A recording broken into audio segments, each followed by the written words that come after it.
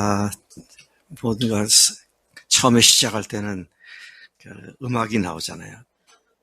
그러고는 선언을 하면 박수를 치고 소리를 지르죠. 예를 들면 두구두구두구두구두구 한번 해보겠습니다. 두구두구두구두구두구두구 2024년 주님의 기쁨 교회 전 교인 여러분 수양회를 지금부터 시작하겠습니다. 큰 기대와 또 하나님의 은혜를 사모하는 마음으로 우리를 이 자리에 있게 하신 은혜를 감사드립니다. 이미 예고해 드린 것처럼 이번 여름 수양회는 작년에 이어서 작년에는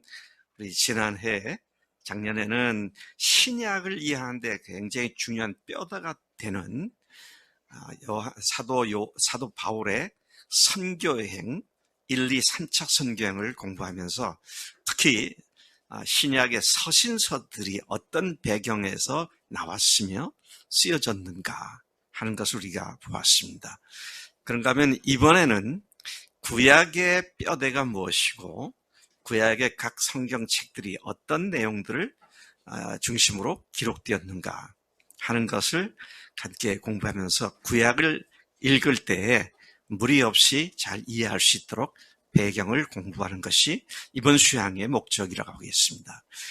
사실은 작년보다는 금년에 굉장히 불리합니다.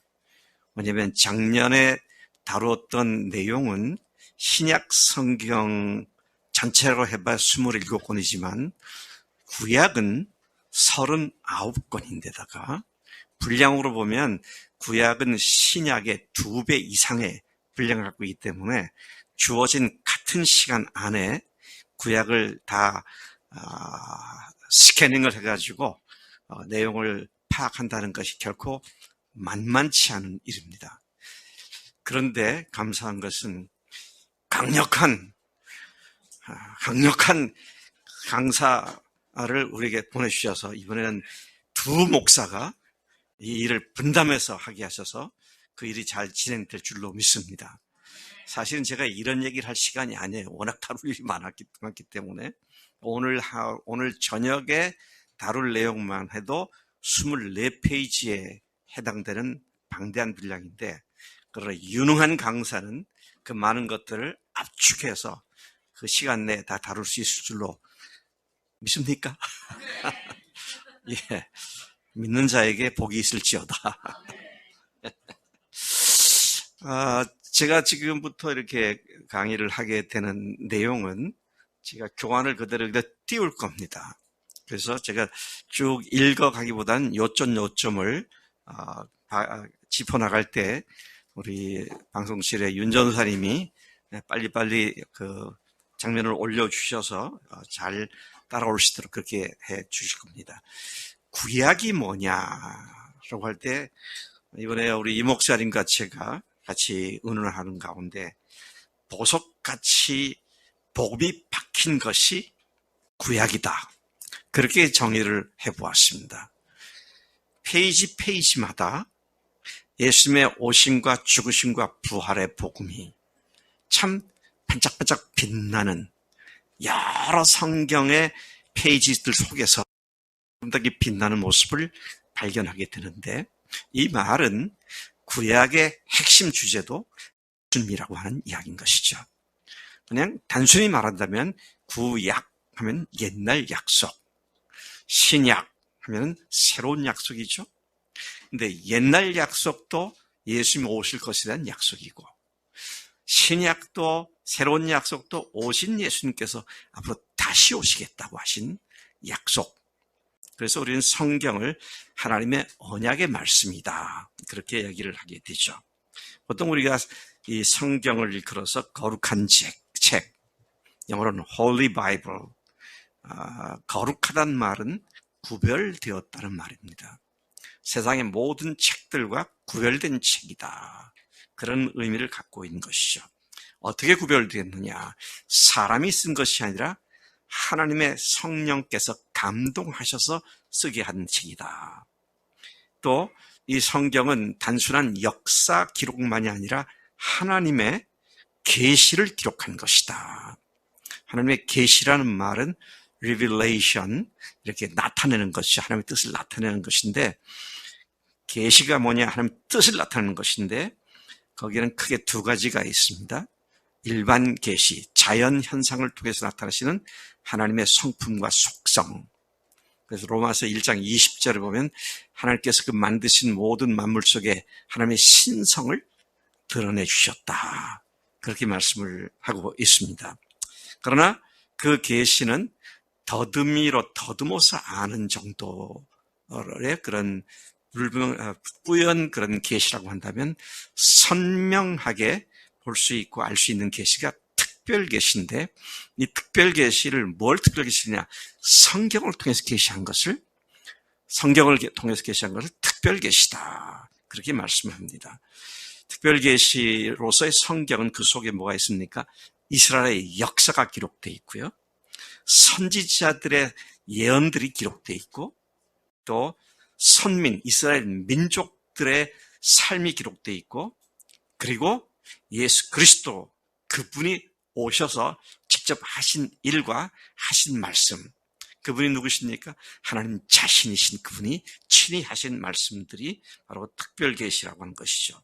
그래서 성경을 읽지 않고는, 성경을 통하지 않고는 바른 신앙을 가질 수가 없습니다.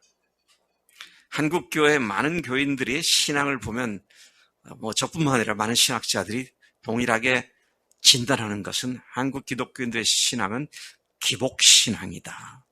미신 같은 신앙을 갖고 있는 사람이 많다. 왜요? 성경을 모르기 때문입니다. 그래서 전 세계 기독교들 중에 한국처럼 기독교로부터 파생된 이단들이 그렇게 많은 나라도 그렇게 많지 않은 것 같아요. 우죽순격으로 지금도 한국 땅에는 자기가 재림한 예수다라고 말하는 사람이 50여 명 정도가 있다 그러죠. 근데 목사, 전도사, 장로, 권사 그냥 쉽게 속아 넘어갑니다.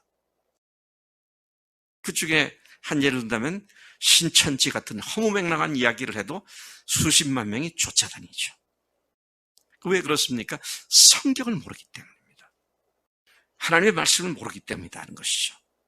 그래서 우리는 성경을 통해서 하나님의 특별 계시를 통해서 하나님의 뜻을 제대로 알 수 있다. 그런데 이 성경은 점진적으로 우리에게 나타나신 하나님의 계시다, 그런 말입니다. 그래서 이 말을 쉽게 이야기하려면, 구약은 새벽과 같고 신약은 대낮과 같다. 그래서 새벽에 여명이 밝아오기 시작하면 이제 뿌옇게 온갖 물체들이 보이기 시작을 하죠.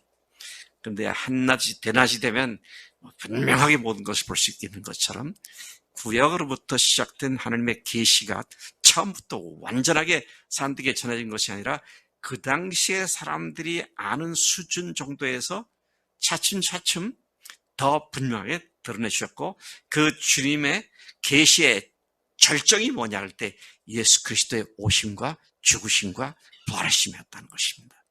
그리고 그것들을 총 집약해서 기록한 신약 성경이 완성됨으로 인간에 대한 하나님의 계시는 어디 하나 빠진 것 없이 다 기록되었다는 말씀을 줄 수가 있는 것이죠. 자, 이런 말들을 다시 되돌아보면, 성경을 알려면, 신약을 알려면 구약을 알아야 하고요.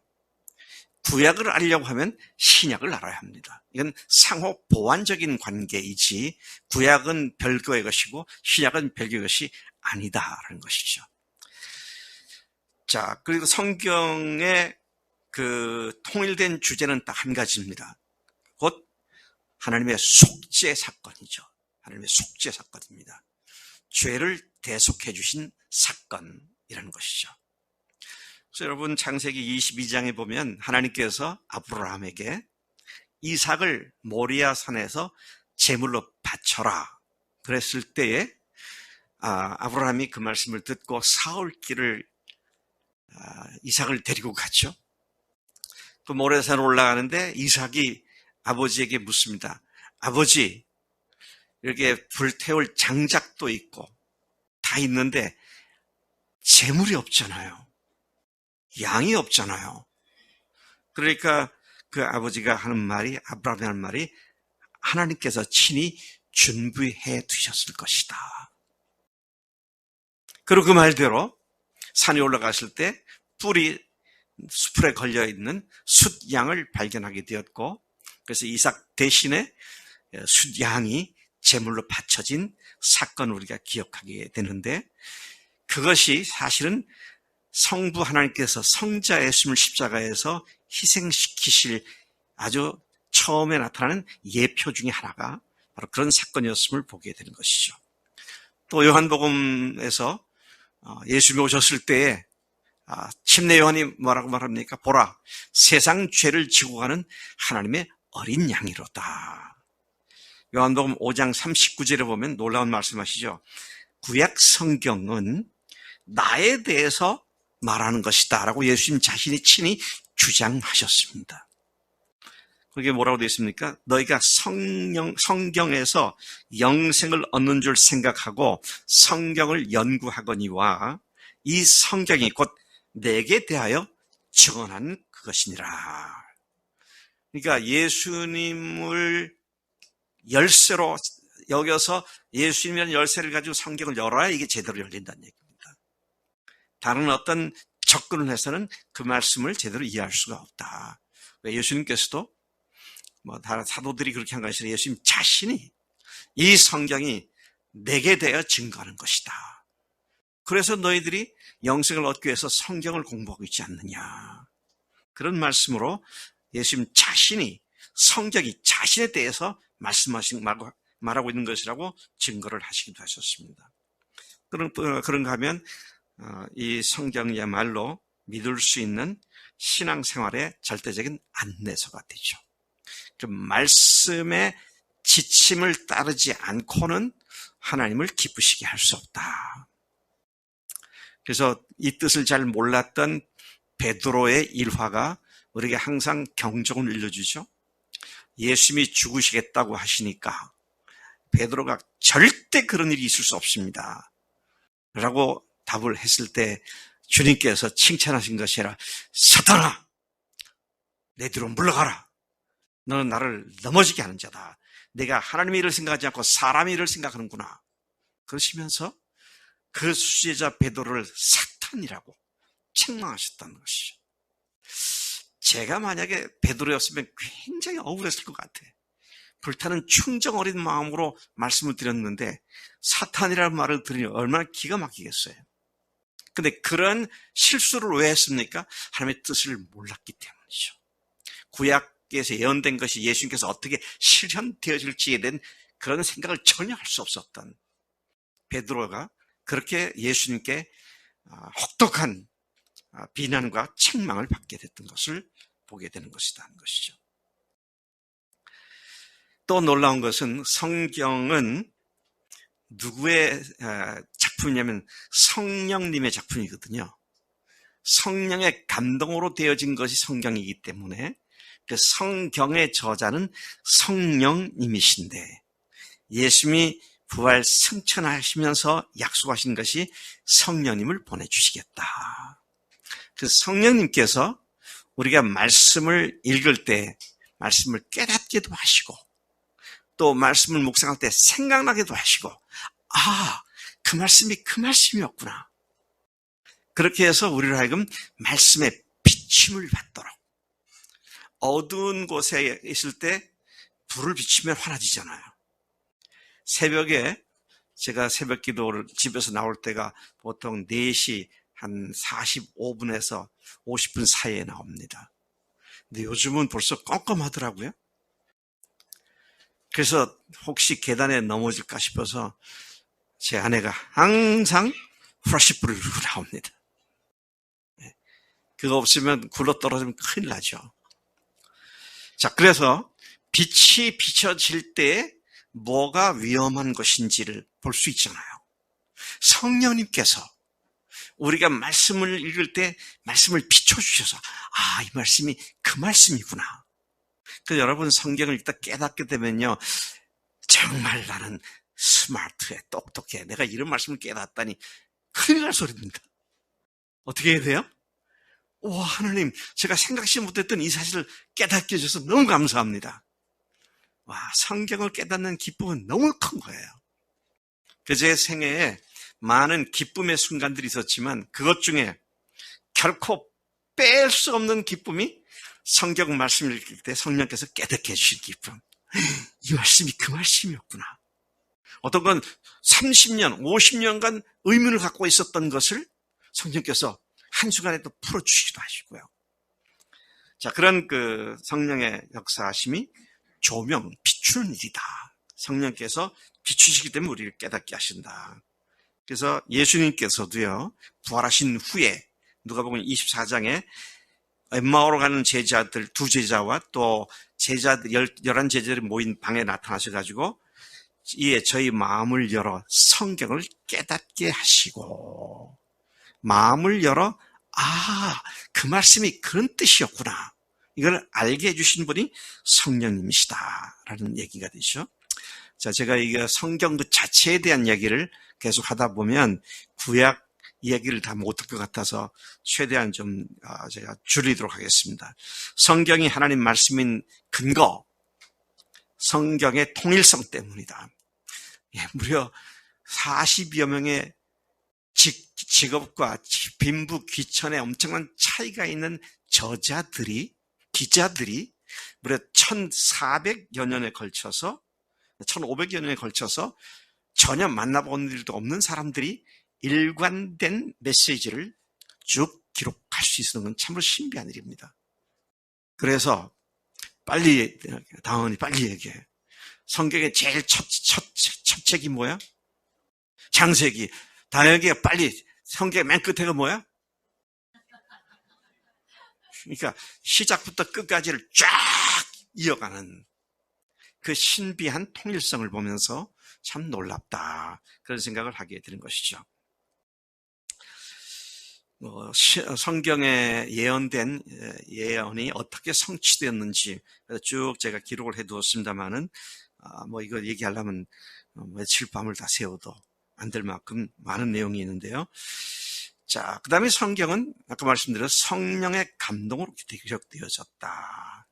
또 많은 박해 중에, 그것도 그 박해란 말은 성경 자체를 송두리째 불태워버리려고 했던 수많은 폭군들과 악한들의 노력에도 불구하고 성경은 전 세계 가장 많은 언어로 번역되어 있고 가장 많은 사람에게 읽혀지는 책이라고 하는 신비성을 우리가 보게 되는 것이죠. 또 깡패와 도둑들과 강도들과 거짓 여생이들과 술색들과 가는 자들과 살인자들이 이 성경을 읽고 거룩한 존재들로 변화된 삶의 놀라운 변화의 능력들을 또한 우리가 보게 되는 것이죠. 또 성경은 참으로 정직한 책입니다. 많은 사람들이 전도하다 보면 질문을 합니다. 목사님, 세종대왕이 구원받았을까요? 이수진 장군이 구원받았을까요? 그런 질문을 합니다. 그 말은 뭘 얘기하냐면 세종대왕의 업적이나 이순신 장군의 승전, 이런 것 때문에 구국을 했기 때문에 그들은 죄가 없는 선한 사람인 것처럼 착각을 하면서 하는 얘기잖아요. 세종대왕도 죄를 졌을까 안 졌을까요? 이수신 장군은요? 너무나 분명. 이 말은 뭐냐면 사람들은 자기들이 존경하는 사람들을 미화시키죠. 그렇죠? 더더구나 이스라엘의 조상이 누구예요? 아브라함. 그에 관한 이야기가 지금 창세기에 쭉 나오잖아요. 와, 그가 갖고 있었던 흑역사는 갖고 좀 지워버리고 좋은 것만 써서 이스라엘 민족들이 자기 조상의 우월함, 이런 걸 드러내고 싶었을 것인데 전혀 그렇지 않았습니다. 제가 좀 죄송한 얘기입니다만은 성경에서 잘한 것 말고 못한 사람, 어떤 사람이 못한 것 중에 가장 제가 경멸하는 사람 중에 하나가 아브라함입니다. 잘한 것 빼놓고 못한 것들 중에서 가장 못한 것들을 얘기하려면 제가 아브라함을 손꼽아요. 어떻게 지 만화를 팔아서 자기는 제비족처럼 그렇게 강남 제비족처럼 싹 빠져나가고 그 아내 덕을 봐가지고 거기서 재물도 얻고 그것도 2번씩이나 그러더라고요. 그런 아브라함의 이야기를 그냥 성경에 기록하고 있어요. 아이, 그건 좀 창피하니까 빼자. 그리고 뺄 수도 있었을 텐데, 안 해요. 그대로 놨습니다. 또, 유다와 다말, 뭐 이런 얘기도 있잖아요. 시아버지와 시어머니가, 성관계를 갖고 애를 낳고, 뭐 이게 얼마나 부끄러운 얘기예요. 그때는 아니었다. 그때도 그랬습니다. 그래서 그게 스캔들로 성경에 기록되어 있습니다. 또, 이스라엘 사람들 중에 가장 메시아의 표상으로 믿었고 선군, 이스라엘 역사의 최대 선군 누굽니까? 다윗이잖아요. 다윗은 어땠어요? 남의 아내를 갖다 그 남편을 갖다 죽이고 이런 파렴치한 짓을 했잖아요. 근데 그걸 그대로 기록해놨어요. 참 하나님께서는 그들의 실수를 통해서도 이스라엘 백성들을 가르치기 위하여 그냥 있는 그대로 기록한 것을 보게 되는 것이죠. 자, 그래서 우리는 성경을 읽어서 신구약 합쳐 성경 전서라고 말하는데 구약 성경, 신약 성경. 구약 성경은 몇 권이에요? 지성이 몇 권? 3, 9, 27. 네. 39권, 신약 27권. 그렇게 해서 우리가 기억을 하게 되는데요. 자, 이제 구약 얘기로 건너뛰겠습니다. 구약 얘기로. 구약이 뭐냐? 이걸 어떻게 정의를 할까? 그러다가 우리 이 목사님과 제가 합의를 본 것은 그분의 사랑 이야기다. Old Testament, 구약은 His love story다. 그분의 사랑 이야기다. 이 테스타먼트, 올드 테스타먼트라고 영어로 되어 있는 테스타먼트는 뭐냐? 유언, 또 신조, 또 증거, 그런 의미를 갖고 있는 것으로서 하나님의 확실한 언약과 하나님의 명백한 증거라는 의미들을 다 포함하고 있습니다. 한자로는 옛 약속, 구약. 이는 신약 이전에 하나님께서 주신 약속의 말씀이라는 의미인 것을 우리가 잘 알고 있습니다. 자, 그래서 구약 성경은 세상이 창조된 이야기부터 시작해서 하나님께서 세상을 구원하시려는 구속사적 관점에서 모든 사건들을 기록한 것이 구약이다. 그래서 중요한 키워드가 뭡니까? 구속사적 관점에서 기록한 것이다. 인간을, 죄인들을 구원하시는 관점에서 모든 역사도 의미를 해석을 했고, 그렇게 해서 우리가 성경을 볼 때 이 구속사적 관점으로 봐야 성경이 제대로 이해가 될 수 있다. 왜? 기록 자체가 그런 관점에서 기록되었기 때문이다. 것이죠. 우리나라가 지금 역사를 보는 큰 두 개의 싸움이 있죠. 네.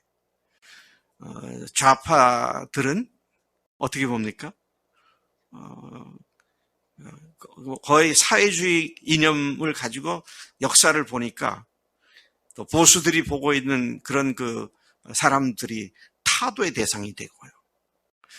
또 보수 쪽에서는 좌파의 대표적인 인물들이 아주 나라를 망치는 그런 사람들로 생각하게 되고, 우리나라 굉장히 혼란스럽잖아요, 지금.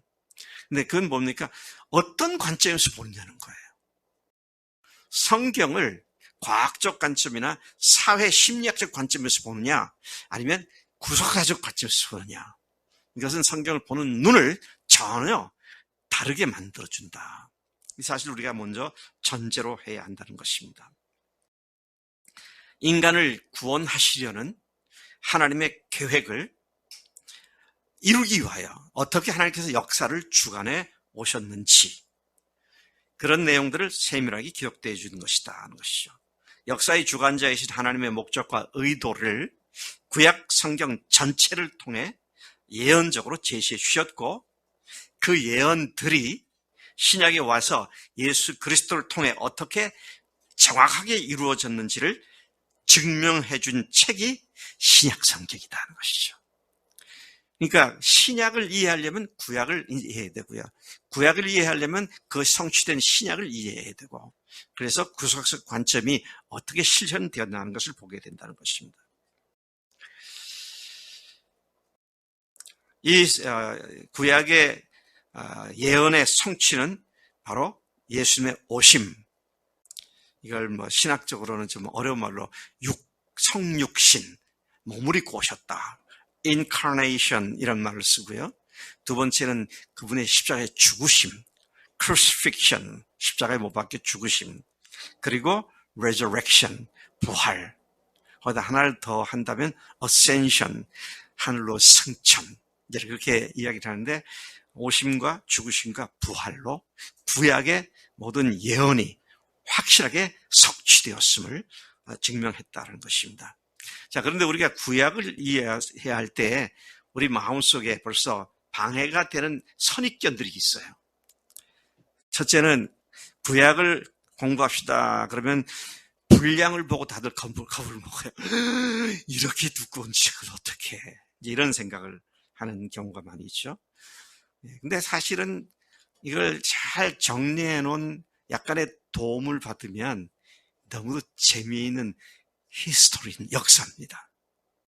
많은 사람들이 성경은 난해하다, 구약은 특히 신약은 그래도 덜한데 구약은 더 난해하다, 그런데요, 사실은 성경은 역사라 그랬잖아요. 역사 속에 파생되어 나온 하나님의 징계에 대한 예언이나 이런 것들이 딱 연결돼서 이해되면 역사는 항상 재미있는 거잖아요. 구약의 역사를 읽으면 세상에 오늘날 벌어지는 모든 일들이 이미 그때 다 벌어지고 있더라고요. 인간사의 모든 문제가 다 포함되어 있는데, 그러니까 무슨 불경이나 유교의 맹자, 농어, 사서, 삼경 이런 거를 해석하려면 너무 어렵잖아요. 근데 이 성경은 이야기니까 아주 함축된, 아주 철학적으로 사상적으로 깊이 있는 걸 함축시켜 놓은 것이 아니고요, 역사를 기록했기 때문에 그걸 이해하는 게 그렇게 힘든 건 아니다고 싶습니다. 자, 그런 의미에서 이런 선입견도 우리가 버려야 되겠고, 오늘날 더 이상 해당되지 않은 낡은 이야기다, 그렇게 말해서 사람들이 구약을 또 경시하려는 경향도 있는데, 인간사의 모든 일들은 다 거기입니다. 제가 깜짝깜짝 놀라는 거는요, 아담 때부터 오늘날 인간의 마음속에 작동하고 있는 것들이 그대로 다 작동하고 있더라고요. 자, 그 다음에 구약은, 신약이 있으니 이제 구약은 필요 없다. 아까 말씀드렸습니다. 구약을 통해서 신약이 어떻게 완성되어졌는지, 이게 완전한 복음을 이해하는데 너무 결정적으로 중요하다. 또 구약의 율법에서 이미 자유로워졌기 때문에 이제 구약은 필요가 없다, 우린 신약시대 사람이니까, 그렇게 말을 하는데 그렇지 않습니다. 모든 삶의 기준과 근거가 사실은 창세기부터 쭉 제시되어졌고요. 그래서 율법에 대한 신학자들의 정의가 재미있어요. 율법이 뭐냐? 뭔지 아세요? 율법이 뭐냐? 제가 신학교 때 공부하면서 책을 읽으면서 깜짝 놀랐어요. 이거였어? 그런 생각이 들더라고요. 율법이 뭐냐? The will of God. 하나님의 의지, 하나님의 뜻입니다. 어떤 것에 대한 하나님의 뜻입니다. 율법은 하나님의 뜻을 알려주는 거다 그랬어요. 율법을 모르면 하나님의 뜻을 알 수가 없어요. 자, 그런 의미에서 우리가 구약은 구닥다리니까 이제는 의미가 없다, 이런 말이 옳지가 않다라는 것이죠. 또 우리가 율법에서 자유로워졌기 때문에 우리가 율법, 자유로워졌다는 말은 율법이 정죄하는 것에 구애받지 않지만, 그러나 율법이 하나님의 뜻이라는 의미에서는 하나님의 뜻을 살피고 순종하는 굉장히 중요한 기준점이 된다는 것이죠. 또 어떤 사람들은 성경을 과학서적이나 또는 역사서적 정도로 이해를 하고 접근을 하는데, 전혀 그런 각도에서 쓴 것이 아니라 일상적인 이해를 하는 해가 동쪽에서 떠서 서쪽으로 진다. 맞는 얘기입니까? 틀린 얘기입니까? 천문학적으로 맞는 얘기예요? 근데 그때나 지금도 사람들은 동쪽에서 떠서 서쪽으로 진다라고 이해를 하고 있기 때문에 그런 표현을 쓸 뿐이지, 그런 것이 하나님의 말씀이 과학적으로 틀렸다, 맞았다, 이럴 대상이 아니다라는 것입니다. 또 어떤 사람은 그건 신화하고 설화지 역사는 아니다. 그런데 이게요, 참 재미있는 거는 이러한 생각을 아주 심각하게 가졌던 사람들이 구약 신학자들이었습니다. 네? 안 믿는 무신론자들이 아니고요. 성경을 연구하는, 특히 구약을 연구하는 신학자들이 지금부터 100여 년 전, 150년 전에 있었던 신학자들을 이끌어서 자유주의 신학자들이다 그랬습니다. 근데 자유주의 신학자들이 성경에 나오는 이야기는 이건 전설이고 설화일 뿐 팩트는 아니다, 사실은 아니다, 그런 전제를 가지고 성경을 보았습니다. 그 대표적인 예가 니느웨 성에 관한 이야기입니다. 니느웨의 요나가 이제 가라고 하는 거 안 갔잖아요. 나중에 이제 회개하고 고래가 이제 물고기 뱃속에 들어갔다 나와갖고 요나가 니느웨 가가지고 외쳐서 회개시켰잖아요. 그런데 자유신학자들은 니느웨 성은 존재하지 않은 가설의 도시였다. 그런데요, 19세기 말 20세기 초에 중동 지역에 어마어마한 고고학 발굴이 시작되었는데 그만에 니느웨 성이 발굴이 되었어요. 네? 성문과 성벽에 아주 기가 막힌 부조가, 그 조각이 되어 있는 그런 게 성 전체가 하나가, 성문 전체가 발견돼 가지고 그거를 독일 사람들이 거기서 몽땅 뜯어다가 베를린의 페르가무스는 우리 성경으로 보면 버가모입니다. 버가모. 그 박물관에다가 그걸 그대로 갖다 다시 붙여놨더라고요. 제가 그걸 봤어요. 그러니까 여러분, 설화가 아니라 역사고 사실이다. 이 사실을 우리가 확실하게 알 수가 있다는 것이죠. 구약은 사람들에게 유익한 명언들의 모음집이다, 그렇게 생각하는 사람도 있어요. 좋은 말씀 많이 있으니까 읽으면 좋다. 그런데 구약은 명언집이 아닙니다. 어떤 문제가 있어요? 며느리하고 통간을 하고 말이죠. 자기 부하 아내를 갖다 빼앗고 그 남편 죽이고 자기 마누라 팔아먹고 팔다시피 하고 애굽에 가고 아브라함이 그냥 지 목숨 부자하려고 그러고 그런 얘기들이 있잖아요. 그거 어떻게 명언집이에요? 명언집은 좋은 것만 있어야지. 있는 그대로를 얘기하고 있는 겁니다. 왜? 그 역사니까. 자, 그렇게 우리가 이해를 하시면 좋겠고요. 자, 이제 구약과 신약의 관계성은 이미 제가 말씀드렸으니까 거기서 넘어가고요. 구약은 내용이 크게 네 가지로 구분됩니다. 구약 책들이 네 가지로 구분되는데, 하나는 율법서, 하나님의 뜻을 알려주는 율법서. 그게 뭐냐? 모세오경입니다. 우리 성경에 맨 앞에 나온 5권. 창출, 레, 민, 신. 창세기, 출애굽기, 레위기, 민수기, 신명기. 그래서 이 성경 맨 앞에 있는 5권을 읽어서 모세가 쓴 5가지 성경, 그래서 오경, 모세오경, 그렇게 말을 하죠. 또 그런가 하면 그 후에 역사를 쭉, 이스라엘 역사를 기록한 역사서가 있습니다. 역사서는 12권으로 되어 있어요. 수사룻, 사망대, 스므해 뭐 이래가지고 수, 여호수아, 사사기, 룻기, 사무엘상, 사무엘항, 하, 삼왕대, 열왕기상, 열왕기하, 대, 역대상, 역대하, 스느에, 스가, 누구죠? 네? 에스라, 느헤미야, 에스더. 그래서 12권이에요. 그러니까 에스라 그러면 역사서구나. 이걸 알아야 되고요. 느헤미야 하면 이것도 역사서구나. 그러니까 우리가 알게 되면 접근하기가 쉽죠.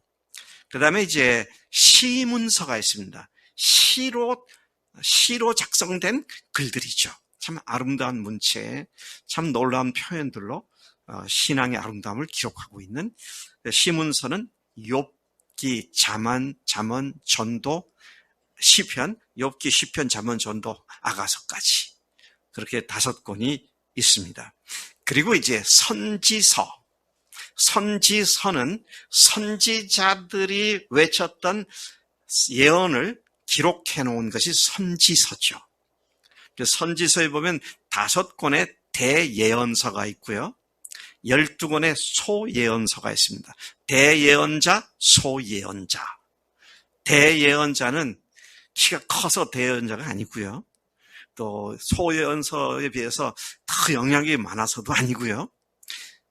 분량이 그 사람들이 굉장히 많이 썼고, 소예언서는 분량이 어떤 건 1장, 어떤 건 3장, 많아봐야 6장 이런 식으로 작게 되어 있는 분량이 작은 것은 소예언서라고 말을 하고, 소예언서, 소선지서 같은 말이 되는 것이죠. 그래서 이 역사서들은 전체 이스라엘 역사의 발생 초기부터 선지자 말라기의 시대에 이르기까지 쭉 이어져 역사적으로 흘러내려오는 내용들을 기록해주고 있다. 그것을 우리가 여기서 보아야 합니다. 자, 그러면 이제 오경에 대한 얘기를 조금 더 들어가면, 모세 시대에 기록된 모세 오경, 이것은 이제 저자가 모세다, 아니다, 후대 사람들이 썼을 것이다, 굉장히 논란이 많았습니다만은, 그러나 모세가 오경을 편집하는 그룹들을 활용해서 모세가 집필한 것이다, 일반적으로 그렇게 받아들이고 있습니다. 여기는 창조 이야기부터 이스라엘이 어떻게 선택되었고, 또 어떻게 출애굽했으며, 또 출애굽한 후에 광야에서 연단받았는지가 기록되어 있는 내용입니다. 거기까지예요. 어떻게 출애굽해서 광야에서 연단을 받았는가. 그리고 12권의 역사서는 약속의 땅인 가나안 땅에 들어가서 사사시대를 거쳐 통일왕국 시대와, 또 얼마 되지 않아서 그 통일왕국이 북왕조 이스라엘과 남왕조 유다로 국가가 분열되어 가지고 두 나라가 존속하다가 북이스라엘이 먼저 망하고 아수르에게 망하고, 남왕조가 후에 바벨론에게 망하고, 그래서 이스라엘이 어떻게 시작을 했다가 어떻게 갈라졌다가 어떻게 망했느냐 하는 것을 쭉 기록해 두고 있는 것이 역사서입니다. 그러니까 이 역사의 흐름을 알면 뭐 그렇게 복잡하지 않아요. 근데 이걸 모르면 오리무중이죠. 이게 동으로 가는지 서로 가는지 모르는데, 이걸 알게 되면 그 얘기가 이 얘기구나, 여기서 이렇게 이어지고 있구나, 이걸 알 수가 있다는 것입니다. 그리고 이제 역사적인 흐름과 관계없이 5권의 시문서가 나오는데, 특히 이것들 중에 시편, 잠언, 전도, 아가서는 주로 다윗 시대와 또 그 외 시대에서 시편에 여러 가지 들어오긴 했습니다만은 다윗 시대에 많이 저술되었고, 욥기는 그 훨씬 전에 기록된 것으로 그렇게 이해되고 있습니다. 자, 여기에는 어떻습니까? 시 형식으로 쓴 책이 바로 시문서들입니다. 시가서들이라고 말하죠. 그래서 이 시문서를 가지고 읽으면 노래가 돼버려요. 어떤 걸로 이해하는 좋으냐면, 우리나라 전래로 내려온 노래가 뭐죠? 가요 말고 그건 요즘 나오는 얘기고, 창이잖아요. 이리하야 그러면서 이제 이도령을 어떻게 나오는데요. 그게 성경이 그런 식으로 돼 있어요. 은율이 있어요. 그 노래하는 것 같아요. 자, 그렇게 아름다운 형식으로 또 아름다운 표현으로 썼기 때문에 그것을 시문서로 따로 이렇게 구분을 하는데, 함축적인 내용과 아름다운 표현과 아름다운 삶을 위한 기초가 되는 하나님과의 올바른 사랑 관계에 초점을 맞추고 있는 것이 시문서들이다 하는 것이죠. 그리고 17권의 선지서들은 이스라엘이 하나님을 배반하고 음란하게 이방신을 섬기고 하나님의 말씀을 거역하고 그랬을 때 시대마다 하나님의 선지자들이 나타났고, 너희들이 회개하지 않으면 하나님께서 진노하시고 너희들이 멸망할 것이다. 그래, 강력하게. 그래서 선지자들에 대한 히브리어는 나비라고 하는 말입니다. 선지자, 나비예요. 그 선지자, 정관사 더러 하나비 그랬어요. 근데 나비라고 하는 말은 뭐냐면 입에 개거품을 물고 말하는 사람. 입에 그냥 독설이 나옵니다. 이 뭐 같은 놈들아, 회개하라! 아니면 하나님께서 너희를 멸망시키는, 이런 얘기들이에요. 그렇지 않으면 너희들이 영원히 죽을 것이다. 회개하면 하나님께서 다시 살리실 거다. 이게 이제 그 예언자들이 한 얘기인데요.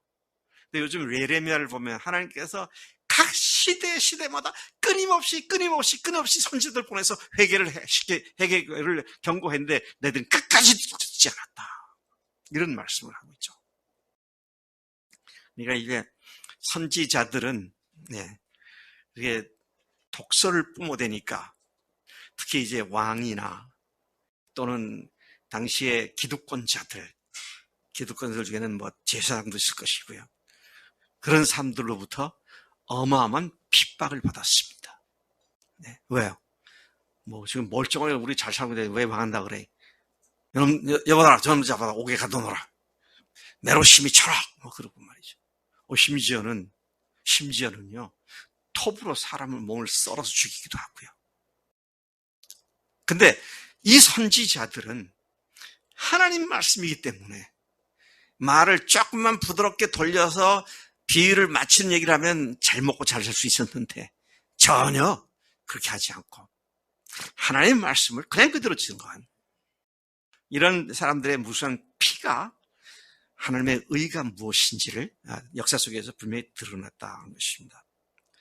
그래서 성경 전체는, 특히 구약은 우리 인간들을 사랑하시고 구원하시는 하나님의 사랑 이야기인 것이다 하는 것이죠. 사랑 이야기가 성경 이야기다. 그러니까 여러분, 성경을 많이 읽으셔도요, 거기에서 하나님의 사랑을 느끼지 못하면 잘못 읽고 있는 거예요. 이 연애 편지를 읽는데 누가 그걸 갖다 문법적으로 분해하고 또 심리학적으로 그 사람의 이런 말을 왜 썼을까 하고 심리를 분석하고 그렇게 합니까? 지성아, 그렇게 하면 되게 웃기잖아. 지성이는 지성적이어서 그렇지 않을 것 같아.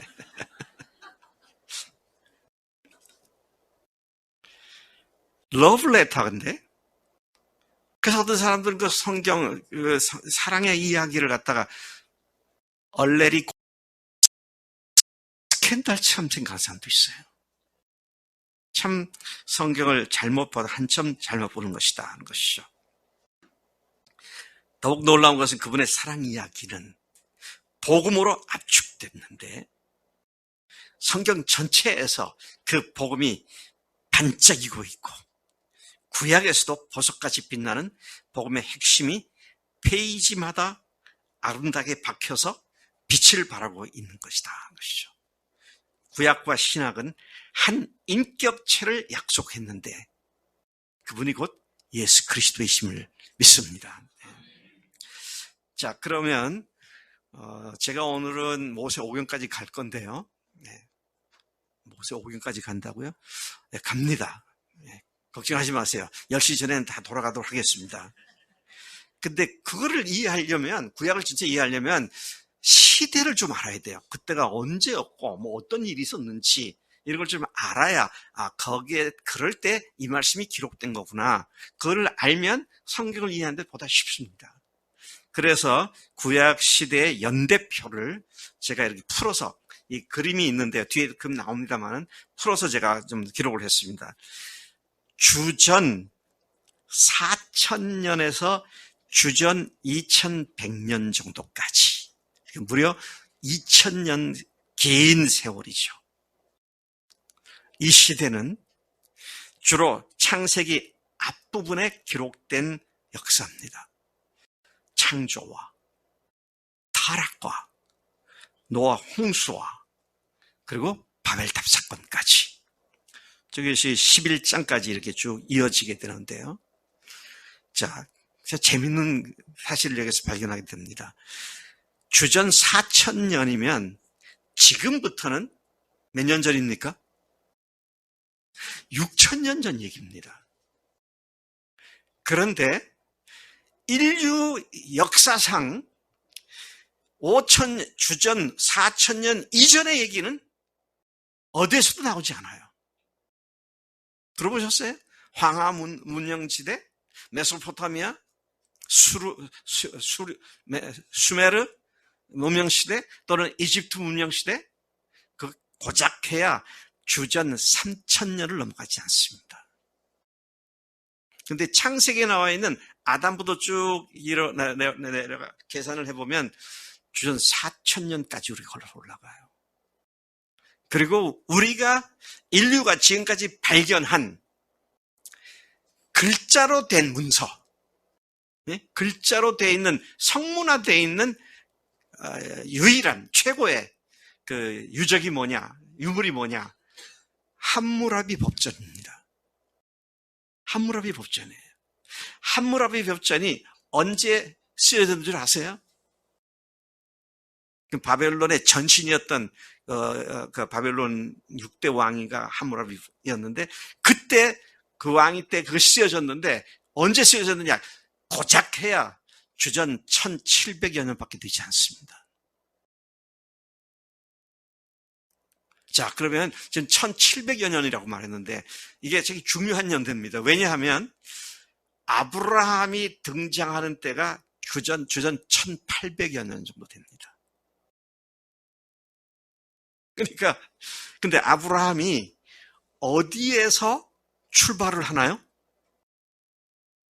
아브라함이 어디서부터 출발을 합니까? 성경에서 보면 갈대아 우르. 갈대아 우르가 어딘지 아세요? 메소포타미아, 유프라데스강, 티그리스강 하류 쪽이고요. 거기에서 하란 쪽으로 갔다가 그 다음에 이쪽 어딥니까? 가나안 땅으로 내려오게 되죠. 함무라비 법전이 기록되기 얼마 전에 아브라함이 거기서 살았던 겁니다. 그러다가 아버지와 함께 하란으로 왔다가 그 다음에 아버지가 죽고 난 뒤에 그는 하나님의 말씀에 따라서 이쪽 밑으로 오늘날 말하는 팔레스타인, 이스라엘 쪽으로 이주를 하게 되죠. 자, 그러면은요, 우리가 지금 알고 있는 인류 역사에 최고로 오래된 글자가, 명문이, 글이 주전 1700여 년밖에 안 됐다고 한다면, 근데 인간은 인간의 역사가 몇십만 년 전이다 떠들어대는데요. 실제로 문명으로서 남아있는 것들은 주전 4000년 이상 걸어들어가지 않습니다. 바벨론 사건도요, 바벨탑 사건도 고작해야 주전 한 3000년 됐을까? 3000년 채 안 되죠. 노아홍수 뒤니까요. 노아홍수는 아담으로 1500년 뒤의 얘기니까. 자, 이렇게 보면 주전 4000년부터 주전 2000년까지 우리가 잘 모르는 세대입니다. 남아있는 기록이나 근거가 없으니까요. 그러니까 여러분, 인간이 굉장히 대단한 발견을 한 것 같지만 온 세상을 다 쑤시고 돌아다녀봐야 주전 3, 4천년을 넘어가지 않습니다. 근데 성경이 1440년, 1400년대 중반에 누구에 의해서? 모세에 의해서 성경이 기록되었는데, 함무라비 법전은요, 법전이라고 말하지만 사실은 2.25m, 2.2m 25cm 높이의 돌 기둥에다가 쇠기 문양 글자로 그 새겨놓은 것 그거밖에 없습니다. 근데 성경은 여러분들이 지금 보신 바와 같이 모세오경이라는 방대한 분량의 이야기가 거의 원본하고 다른 바 없이 오늘까지 그대로 내려오고 있다. 이건 하나님의 특별한 섭리가 아니고서는 불가능한 일일 수밖에 없다. 이런 사실을 우리가 주목해 볼 필요가 있습니다. 자, 이 주전 2000년까지 4000년부터 2000년까지 중요한 건 뭡니까? 창조. 그 다음에 인간 타락. 또 그 타락한 인간에게 죄가 가득 찼기 때문에 노아의 심판, 홍수. 노아 홍수 이후에 또다시 하나님 앞에 거역하며 하나님께 대들었던 그 사람들. 바벨론 탑 사건. 그래서 바벨 탑 사건을 통해서 인류가 전 세계로 흩어지게 되었다는 것이잖아요. 그러니까 모든 문명의 시작점은 이 흩어진 바벨탑 사건 이후에 생겨난 것들일 수밖에 없다. 이제 그런 고대, 아주 옛날의 이야기를 우리가 기억하고 있는 것이죠. 우리 대한민국의, 우리나라의 역사는 몇 년 됐어요? 4,300, 글쎄요, 제가 어렸을 때 4,288년, 뭐, 그렇게 쌍팔년도 그런 얘기 있었는데, 아마 지금은 4,300, 한 3, 40년? 51년? 벌써 57년? 야, 내가 늙었네, 그러니까. 그렇겠네. 내가 70 중반이니까 그렇겠네요. 네. 그러면 지금부터 주전 2300년 전 얘기입니다. 그럼 아까 제가 바벨탑 사건하고 이렇게 볼 때 바벨탑 사건 뒤가 되죠. 이제 어떤 문명을 찾아가더라도 그 연도를 넘어가지 않더라 한 사실을 생각하게 되는 것입니다. 자, 이 시기에 아담에게 주신 언약과 노아에게 주신 언약이 기록되어 있고요. 하나님은 사람들과 관계 맺을 때 언약으로 관계를 맺으시죠. 그리고 주전 2100년부터 주전 1500년까지 이 시대는 족장시대로서 아브라함, 이삭, 야곱, 요셉, 아브라함부터 4대가 내어가죠. 그리고 요셉 때 가서 팔레스타인 지역에 흉년이 났기 때문에 그 요셉이 애굽에 팔려갖고 흉년이 났을 때 가족들을 다 애굽으로 초청을 했잖아요. 70명이 넘는 대식구들이 애굽으로 가가지고 거기에서 그들이 이제 흉년을 잘 견뎠는데, 그런데 그만에 어떻게 됩니까? 그들이 생산력이 좋아갖고요, 자녀들이 막 생산을 해대고 하니까 거기에 있는 요셉의 행적을 모르는 후대 왕이 나타나가지고는, 야, 이놈들 가만 놔뒀다가는 우리보다 인구가 더 많아지면 노예로 쓸 수 없으니까 이놈들을 노예로 쓰자. 그래서 애들 못 낳게 하고 그런 이제 억압을 하기 시작하죠. 그게 벌써 한 400여 년의 시간이 지납니다. 애굽에서 삶이 이제 430년인데요. 400여 년 가까이 지나갑니다. 자, 그렇게 해서 1500년, 주전 1500년대에 모세가 태어나게 되죠. 그래서 이 시기에는 아브라함에게 또 하나님께서 언약을 하시죠. 아브라함에게 언약을 하시고요. 처음에는 아담, 노아, 그리고 아브라함에게 언약을 주셨고요. 그 다음에 주전 1500년부터 주전 1000년. 자, 이때가 출애굽을 해서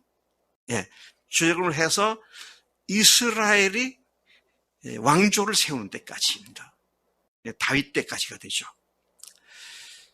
이 시대는 모세의 출애굽 사건과 가나안 정복과 사사 시대였습니다. 출애굽을 해서 그 다음에 가나안에 들어왔고 그다음에 가나안에서 사사들이 이스라엘을 지키고 통치하면서 시간들이 지나가게 되죠. 그래서 우리가 사사들의 이야기를 사사기에서 많이 읽어보게 되는 것인데, 이게 가나안 땅을 정복해 들어가서 한 300여 년, 그 정도, 400년 정도 그들이 지냈던 이야기다 된 것이죠. 그래서 모세 오경 이후에 여호수아, 사사기, 룻기가 기록되었고, 출애굽 시에 십계명이 주어졌고, 성막제도, 이제 출애굽에 관한 얘기입니다. 성막제도와 5대 제사제도가 확립되었고, 시내산 언약이 이스라엘과 하나님 사이에 체결되는, 이게 시내산에서 이루어진 시내산 언약이죠. 자, 그렇게 해서 이스라엘이 광야 40년을 지난 뒤에 주전 1000년부터 주전 930년까지 이 시대에는 사울왕, 다윗왕, 그 다음에 솔로몬왕, 요 세 왕을 일컬어서 뭐라 합니까? 통일 왕국 시대다 그랬습니다. 그냥 이스라엘이 한 나라였어요. 그런데 930년에 가지고 분열이 되죠. 솔로몬이 끝나고 난 뒤에는 남북으로 나눠지게 됩니다. 그래서 이것을 일컬어서 분열 왕국 시대다 그렇게 말하죠. 다윗왕 언약이 형성되었고요. 그 다음에 역대상, 사무엘상, 사무엘하, 시편, 잠언, 전도, 아가서가 기록된 시기가 바로 이 시기에 집중되어 있습니다. 그 다음에 이제 주전 930년부터 주전 400년까지, 여기는 파란만장한 역사가 계속됩니다. 엎치락 뒤치락하는 역사가 계속되죠. 남북 이스라엘과 유다 왕국 양쪽 모두가 때로는 하나님을 잘 섬기는 왕이 나타났다가, 또 때로는 우상을 섬기는 하나님을 모독하는 그런 왕이 나타났다가, 그러다가 그게 아니라 극에 달한 북이스라엘이 주전 722년에 그쪽에서 가까이 있었던 아시리아라고 말하고요. 아수르에게 완전히 멸망을 당해서 지구상에서 그 당시에 이스라엘 왕조가 완전히 사라지게 됩니다. 그리고 그들이 멸망당한 것을 보면서 하나님께서 예레미야 같은 사람들을 보내시고 선지자를 보내서 회개하라 그러시고, 그렇지 않으면 너희들도 북쪽과 똑같이 망하게 될 거다. 또 포로 잡혀갈 거다. 그렇게 했는데도 불구하고 그들은 하나님께 회개하지 않았고, 그래서 북쪽이 멸망한 지 140년 채 안 되는, 140년이 지나지 않은 주전 586년 또는 7년, 이때 바벨론에 의해서 남쪽 유다가 완전히 멸망을 하게 됩니다. 물론 뒤에 다시 돌아오지만, 포로로 잡혀갔다가 돌아오지만, 그러나 왕국을 형성하지는 못합니다. 자, 그렇게 이제 남왕조도 사라져버리게 되죠. 그렇게 돌아와서 하나님께서도 선지자를 보내가지고 너희들이 율법으로 돌아가야 한다, 하나님의 성전을 다시 세워라, 그렇게 해서 했는데, 주전 400년경의 마지막 선지자 말라기가 백성들 앞에 나타나서 하나님 말씀을 선포한 이후에는 하나님께서 그 누구를 통해도 말씀하지 않고 400년의 개인 침묵의 시간이 지나갑니다. 그리고 그때를 읽어서 신구약 중간 시대라고 말을 해요. 근데 하나님께서 400년 지난 뒤에 어느 날 드디어 하나님 말씀 보내서 말씀을 외치기 시작합니다. 그게 누굴까요? 침례 요한이었습니다. 그래서 침례 요한을 걸어서 어떤 사람들은 구약의 마지막 선지자다 그렇게 얘기하는데, 보통 이제 구약에 속해 있는 것이 말라기니까 마지막을 말라기라고 말을 하는데, 의미상으로는 침례 요한이 마지막 선지자다 그렇게도 말을 하기도 합니다.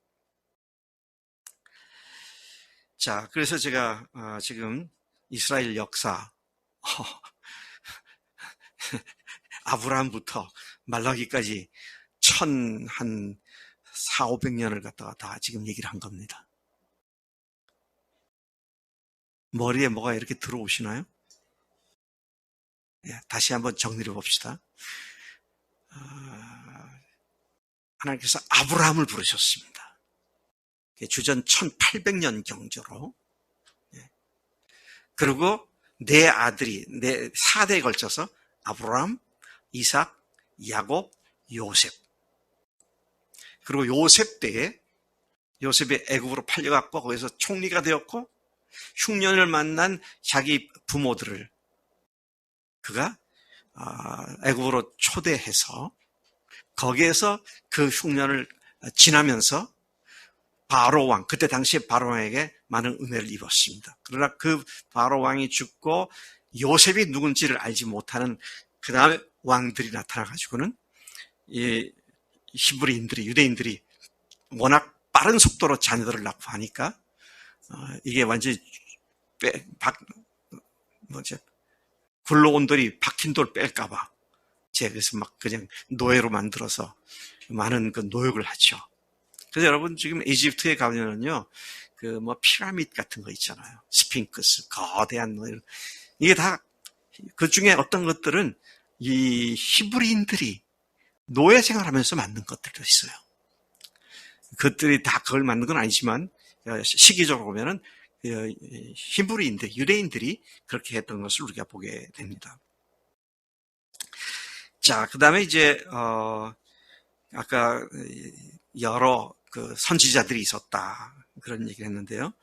아모스, 호세야, 또 요나, 요엘, 이사야, 미가, 스바냐, 하박국, 예레미야, 에가 이런 것들이 기록되었고 에스겔, 다니엘, 오바댜, 또 포로 귀환 시대에는 에스라, 느헤미야, 에스더. 아까 역사서로 에스라, 느헤미야, 에스더 나왔었죠.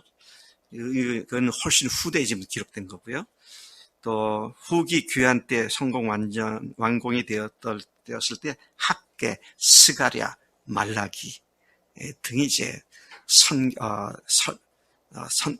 예언을 활동하면서 기록한 것이다. 것이죠. 자, 그래서 이걸 다시 이렇게 책별로 모아보면 모세오경은 창출, 레민신, 창출, 레민신, 창세기, 출애굽기, 레위기, 민수기, 신명기. 역사서는 그 뒤에 나오는 여호수아, 수, 사, 룻, 여호수아, 사사기, 룻기.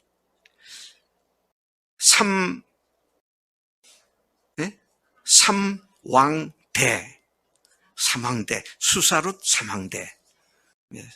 삼왕대 하면 벌써 6권을 외운 거예요. 사무엘상, 사무엘하, 열왕기상, 열왕기하, 역대상, 역대하. 자, 삼왕대. 그 다음에 이제 에스라, 느헤미야, 에스더, 스느에. 그래서 수사룻 삼왕대 스느에. 그렇게 이제 붙여서 외우면 도움이 되더라고요. 그 다음에 선지서 하면 대선지서. 아까 말씀드렸죠. 분량이 많기 때문에 대선지서. 이사야, 예레미야, 에가, 에스겔, 다니엘. 사람 에겔단. 사렘 에겔단. 소선지서. 호세야, 요엘, 아모스, 오바댜, 요나, 미가, 나훔, 하박국, 스바냐, 학계, 스가랴, 말라기, 호요, 아오요, 미나, 합습, 학스말. 이걸 또 우리 이 목사님은 좀 달리 외웠더라고요. 어쨌든 첫 글자를 따서 외우면 수금, 지화, 목대, 촌해명처럼 잊어버리지 않으니까 도움이 될 것 같습니다. 그리고 시문서는 욥기, 시편, 잠언, 전도, 아가서 5권이니까 그냥 그렇게 외워도 되죠. 자, 그래서 그 다음 올려보시면 도표가 나오는데요. 간단하게 말씀드린 거니까요.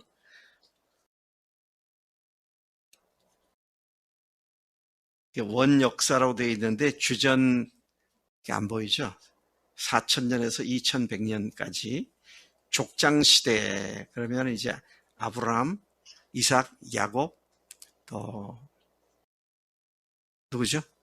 요셉. 족장시대. 그 다음에 출애굽시대, 가나안 정복과 사사시대, 그 다음에 통일왕국시대, 그 다음에 분열돼서 북쪽 이스라엘과 남쪽 유다. 그래서 끝에 가서 이제 722년에 망하고 587년에 망하게 되고, 거기에 이제 내용들이 쭉 나오는데, 이거는 지금부터 제가 더 설명을 좀 드리겠습니다. 창세기로부터 다시 들어가 보면, 자, 창세기 이제 두 가지 시작을 얘기하고 있는데, 첫째 인류의 시작하고요. 그 다음에 히브리 민족의 시작. 이것은 일반적인 인류의 시작을 얘기하고, 히브리 민족의 시작은 하나님의 백성을 부르셔서 시작하게 하신 사건. 11장까지가 인류의 시작을 얘기하고 있다면, 창세기 12장부터 마지막 50장까지가 히브리 민족을 어떻게 세워 가셨는가 하는 것이죠. 1장부터 11장까지는 2000년 이상의 긴 기간입니다. 이건 우주적인 여러 사건들이 다 함축되어 있는 것이고요. 이것은 약 400여 년에 걸쳐서, 그것은 뭡니까? 애굽에 가서 출애굽할 때까지 역사, 그 다음에 39장부터 이스라엘 민족에 관한 이야기들이 쭉 나와 있고요. 그 다음에 아담, 아벨, 노아, 바벨, 그 다음에 아브라함, 이삭, 야곱, 요셉, 중요한 시작점이 이렇게 구분되어 있다는 것을 먼저 넘겨보세요. 또 다음 편. 거기에 여기 이제 장절이 쭉 나와 있는데, 창조, 타락, 홍수, 그 다음에 여러 민족으로 바벨탑 사건 이후에, 그 다음에 이제 거기에 아브라함, 이삭, 야곱, 요셉. 그래서 여기는 모든 인류, 여기 히브리 민족, 아까 봤던 것들이고요. 비옥한 초승달 지역, 어디에서 발생을 했느냐? 비옥한 초승달 지역. 이게 무슨 얘기냐면, 제가 좀 이따가 그림을 보여드리겠습니다. 아브라함 이전에 메소포타미아와 슈메르 지역에서의 그 비옥한 토지, 토양을 중심으로 문명이 시작됐는데요. 그걸 일컬어서 비옥한 초승달 지역이라고 말합니다. 에덴에서 하란까지. 그 다음에 이스라엘 백성들이 구체적 역사가 시작된 가나안 땅, 하란에서 가나안까지, 출애굽은 가나안에서 애굽까지. 그 다음에 약 2000년 동안 이 시간들이 2000년에 걸리고, 요거는 이제 281년은 아브라함부터 시작해서 요셉까지를 얘기하는 것이고요. 그 다음에 81년은 출애굽 사건을 얘기하는 것이고요. 네. 그 다음에 또 오겠습니다. 자, 그래서 이야기를 좀 풀어서 말씀드리는데요. 창세기는 시작의 책입니다. 모두 50장에 걸쳐 있고요. 크게 둘러난 다음에 이미 도표에서 본 것처럼 1장부터 11장까지 창조부터 바벨탑 사건까지 이야기가 되어 있죠. 창조주 하나님을 소개하고 생명, 죄, 심판, 가정, 예배, 구원 등의 시작을 말하고, 이 부분은 죄의 시작과 죄의 편만에 초점을 맞추고 있고, 노아 시대의 파멸, 곧 대홍수 이야기에서 그 절정을 이루게 됩니다. 12장부터 50장까지는 아브라함에서 요셉까지 네 대에 걸친 이야기를 기록해주고 있습니다. 결국은 아브라함, 이삭, 야곱, 요셉 이들로부터 이스라엘 민족이 나왔고요. 또 궁극적으로는 주 예수께서 이 민족 속에서 나온다는 얘기를 하고 있는 것이죠. 이 부분은 한 사람 아브라함을 부르셔서 그를 통해 세상의 구원과 복을 가져다 줄 것을 약속하셨고, 아브라함부터 요셉에 이르기까지 하나님의 약속들은 점점 더 구체화가 되어서 약속의 땅을 소유하는 위대한 민족으로 이스라엘이 태어나게 되는 그런 이야기가 50장까지 기록되어 있습니다. 자, 창세기 배경을 이루는 세 지역인데요. 보시면 먼저는 이제 이 비옥한 초생달 지역, 제가 요거 다음에 바로 있습니다만 그걸 보여드리겠습니다. 그 지역이 이렇게 선을 이으면 초생달 모양이다 그래가지고 이제 그렇게 얘기를 하는데요. 약 2000년 이상의 기간과 2400km에 달하는 지역에서 발생한 일들을 기억하고 있고, 두 번째 이스라엘이 아브라함이 가나안으로 옮겨서 거기에서 정착하고 하는 그런 이야기가 36장까지. 그 다음에 애굽으로 건너가가지고 거기서 약 300년 동안 종살이 기간하면서 한 이스라엘이 한 민족으로 자라는 모태기였다. 그래서 여러분 인큐베이터를 아시죠? 인큐베이터. 우리 하람이는 인큐베이터가 안 들어가지.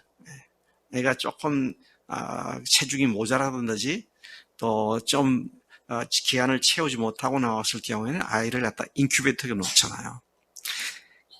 애굽의 노예 시대가 뭐냐? 이스라엘이 한 민족으로 자라나는 인큐베이터 속에서의 시대였다. 모태기였다. 이제 그렇게 성경 자체가 말을 해주고 있습니다. 그 다음에 넘어보세요. 자, 이제 여기 이제 초생딸 모습이 보일 겁니다. 이렇게 여기가 페르시아만이고요.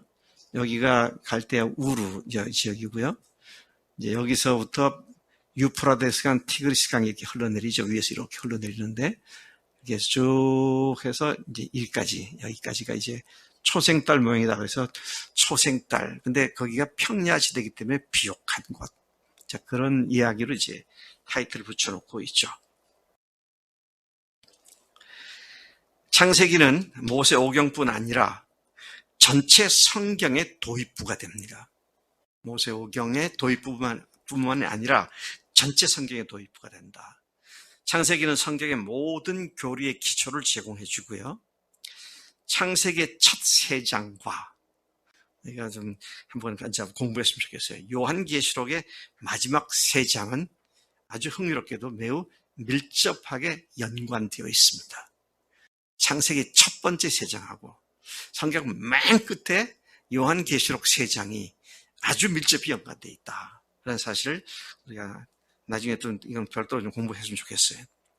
그 다음에 창세기의 메시아에 대한 예언은 점점 더 구체화가 됩니다. 예를 들면 처음에는 그리스도를 여자의 후손, 그러다가 셋의 계보에서 날 것이다. 그랬다가 셈의 자손일 것이다. 그러다가 아브라함과 이삭과 야곱의 후손이며 유다 지파에서 나올 것이다. 아담을 일컬어서 오실자의 표상이다. 그렇게도 얘기를 하고 있고요. 그리스도는 새 창조의 머리, 하나님의 아들과 닮은 멜기세덱이라는 말도 나오죠. 아브라함이 11조를 바쳤던 멜기세덱, 이를 일컬어서 지극히 높으신 하나님의 제사장이다. 그렇게 표현하고 있는데 이게 모두 다 예수님에 대한 예표들로서 점점 더 뚜렷하게 드러나게 되는 창세기에서의 예수님에 대한 예언인 것을 보게 되죠. 자, 창세기가 분명하게 제시하고 있는 온 인류의 문제는 죄입니다. 죄가 모든 문제의 시작이었다는 것이죠. 아담 범죄의 본질이 뭡니까? 그건 불순종이 아니라 자신이 하나님과 같아지려는 교만한 반란이었습니다. 하나님께 대한 반란이었습니다. 마귀가 아담과 하와를 유혹할 때 한 말이 네가 하는 것이 될 것이다. 이 과일을 따먹으면 네가 하는 것이 될 것이다. 에덴에서의 인간의 범죄는 하나님을 무시한 고의적인 불순종이었다는 것이죠. 그 한 사람으로 말미암아 죄가 들어왔고 죄로 말미암아 사망이 인류에게 미치게 되었다. 또 인간 창조의 모습을 잃어버린 것은 바로 죄 때문이다. 그리고 이 아담이 그 일을 시작했고 또 아담은 오실자의 표상이다, 모형이다. 그렇게 로마서는 그 창세기 이야기를 설명해주고 있습니다. 죄의 결과가 어떻게 되느냐? 말씀대로 죽음이죠. 죄의 결과는 죽음입니다. 하나님과 분리됨으로 죽은 것이고 영이 죽은 상태가 되어버렸습니다. 그리고 다른 사람과의 관계도 분리되었고 육신도 죽은 상태가 되었습니다. 가장 심각한 문제는 범죄한 인간이 창조주 하나님으로부터 분리되었다는 사실이죠. 그래서 로마서 3장 23절에 뭐라고 말했습니까? 모든 사람이 죄를 범하였음에 하나님의 영광에 이르지 못하다니, 하나님의 영광에 가까이 갈 수가 없게 되었다. 그렇게 말을 하고요. 그 다음에 이제 11장까지 보면 죄가 엄청나게 빠른 속도로 확산이 되죠. 그래서 온 세상에 죄가 가득했고, 우리 성경, 옛날 성경 보면 관영했다, 그렇게 표현되게 되는데, 하나님께서 인류를 심판하실 수밖에 없을 만큼 온 세상이 타락을 했다. 얼마나 타락했느냐? 하나님께서 모든 인간들을 다 홍수로 쓸어 죽이셔야만 했던 그런 죄의 편만함, 확산, 이런 사건들. 그리고 이제 그렇게 해서 다시 시작된 인류가 또 하나님 앞에 바벨탑을 쌓고 자기들이 하나님의 꼭대기까지 또 올라가겠다고, 이제 그런 죄악을 반복한 사실을 보게 됩니다. 그 다음에 지도를 보시면요, 지금 얘기한 것들이 되게 이제 이런 지역에서 갈대우르에서 아브라함이 출발을 했고요. 그 전에 에덴이 여긴지 뭐 여긴지 정확하게 모릅니다만은 아담과 하와, 셋, 노아 있었던 지역으로 추정되고, 우르에서 아브라함이 하란으로 갔고요.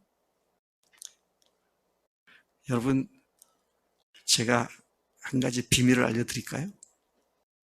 제가 하란에 갔었습니다. 네, 갔었어요. 아브라함의 고향이라는 곳에 갔었어요. 네. 그 다음에 거기에서 아브라함이 아버지가 죽은 뒤에 가나안 땅으로 들어와서 거기에서 이삭, 야곱, 요셉으로 이어지게 되죠. 그리고 요셉이 나중에 애굽으로 가서 자기 여기에 있던 가족들을 전부 다 데리고 이쪽으로 초대를 해서 여기서 생활을 하게 되죠. 자, 이것이 이제 창세기와 관계된 5 지역에 관한 이야기가 되는 것이죠. 자, 그래서 창세기 얘기가 이제 거기서 끝난 겁니다. 그 다음에 이제 아브라함, 이삭, 야곱, 이거는 이제 나중에 또 강론으로 들어가서 공부를 해야 될 것이고요. 오늘은 창세기에 대해서 여기까지만 하겠습니다. 그래서 많이 도움되시죠? 예. 그 다음 2번째가 이제 출애굽기잖아요. 창출, 레민신. 이 출애굽기는 요셉이 흉년을 피해서 온 가족을 애굽으로 아예 불러들여 초청해서 크게 번성을 했고, 히브리인들의 인구가 급증을 하게 되자 애굽의 바로 왕이 굴러온 돌이 박힌 돌을 뺄까봐 두려워해서 그들의 애들을 많이 못 낳도록 애를 놓지 못하도록 명령도 시키고, 그 다음에 또 노예로 부려먹기도 하고, 이제 그런 일로 말미암아 이스라엘 백성들이 하나님 앞에 이제 부르짖기 시작을 하게 되는, 거기로부터 이제 하나님께서 출애굽 사건을 시작한 것을 보게 되는 것이죠. 이 출애굽기는 그렇게 출발되어진 출애굽 사건, 그리고 그들이 40년 여정길을 출애굽을 하면서 어떻게 갔는지, 그러니까 사실은 출애굽기는 그 기록 내용이 40여 년 정도밖에 안 됐다, 그렇게 말을 해도 과언이 아닐 만큼 짧은 시간에 이루어졌던 내용들이 기록되어 있는 것입니다. 출애굽 사건이 일어난 때가 언제냐? 아까 말씀드렸습니다. 주전 1440년입니다. 1440년. 아브라함으로부터는 430년, 430년 또 450년 후의 일이었고요. 그들은 애굽에서 요셉의 업적을 알지 못한 바로 왕이 등극함으로 말미암아 노예 생활을 해문했고, 그렇게 300년 이상의 고통을 받았던 것이죠. 자, 그래서 그 뒤에 이제 그림을 하나 다시 또 인용해 왔는데요. 창세기, 그 다음에 이제 창세기에서 애굽에서 살다가 출애굽기가 이제 기록되게 됐죠. 자, 그래서 우리가 지금 요걸 지금 다루고 있는데, 요게 광야에서의 생활을 주로 집중적으로 다루고 있다. 물론 애굽에서 출발할 때부터 시작된 것이라지만, 자, 그 정도 염두에 두시고요. 출애굽 관련 연도 산출, 요셉이 약 30세에 그 총리로 등극합니다. 애굽의 총리로. 그것이 이제 1872년 주전 1832년 요셉이 110세에 죽었으니까 창세기 5장 26절에서 110세에 죽었고요. 그 다음에 모세가 탄생한 것이 1522년 주전 1522년 그리고 출애굽한 것이 그로부터 80년 후니까 주전 1442년이라는 숫자가 나오게 되는 겁니다. 그 다음에 이제 가나안에 들어간 때가 1409년 정도가 되고요. 뭐 조금 더 빠를 수도 있고 더 늦을 수도 있습니다만은 그래서 출애굽기 12장에 보면은 430년이 마치는 날, 그거는 애굽으로 가나안 땅에서 애굽으로 들어갔던 야곱과 그 70여 명의 식솔들이 거기서 가서 430년을 거기서 살았다는 얘기가 되는 것이고요. 그 다음에 사사기에는 성읍에 거한 지 300년이었다. 입다가 하는 말에 보면 300년이라는 연도도 나오게 됩니다. 또 이스라엘 애굽 땅에서 나온 지 480년이고 솔로몬이 왕이 된 지 4년이다. 이런 것들을 쭉 정리해 보면 애굽에서 400여 년간 민족 형성기를 거쳐서 인큐베이터처럼 이스라엘은 이제 속박의 사슬을 떨쳐버리고 하나님의 약속의 땅을 향해서 탈출을 했고 그 내용들을 기록한 것이 출애굽기라는 것이죠. 아시는 대로 출애굽을 할 때 무시무시한 10번의 재앙이 애굽에 임했죠.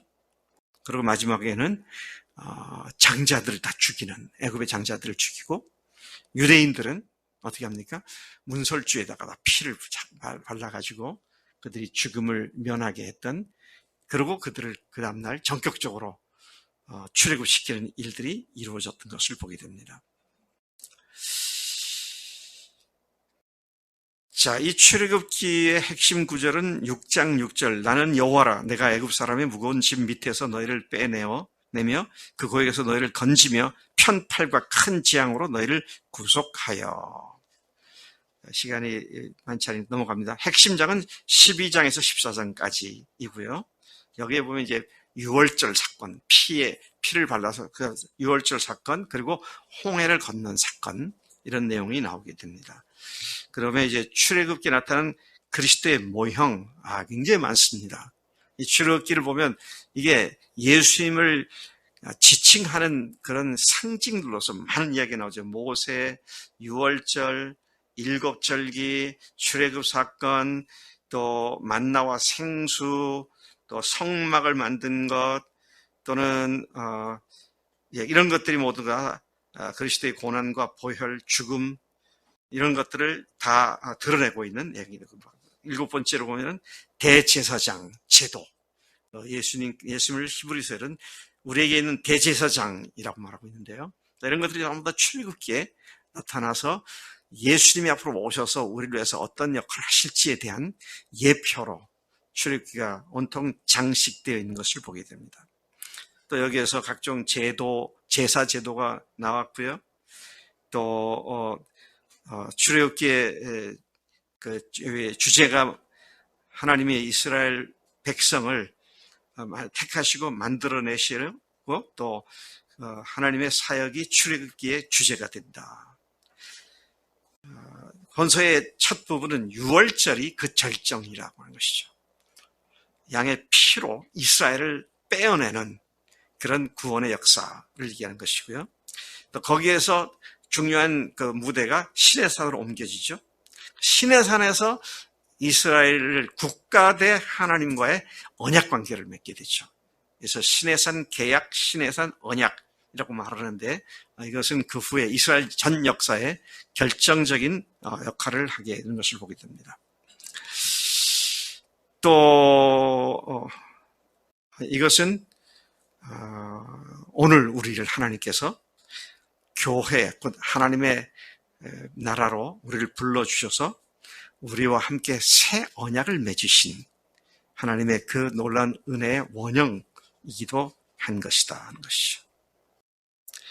그대로 이제 그림이 몇 개 제가 이제 인용해 보았는데 이게 이제 문에다가 양의 피를 바르는 6월절의 절정을 얘기하는 거고요. 또 계속 올려주세요. 홍해를 가른 사건, 또 성막을 만들고 거기서 제사 제도를 만든 사건, 그리고 모세가 십계명을 받은 사건, 이런 것들이 출애굽기에서 굉장히 중요한 주제를 이루고 있다는 것이죠. 자, 그 다음에 이제 내용을 보면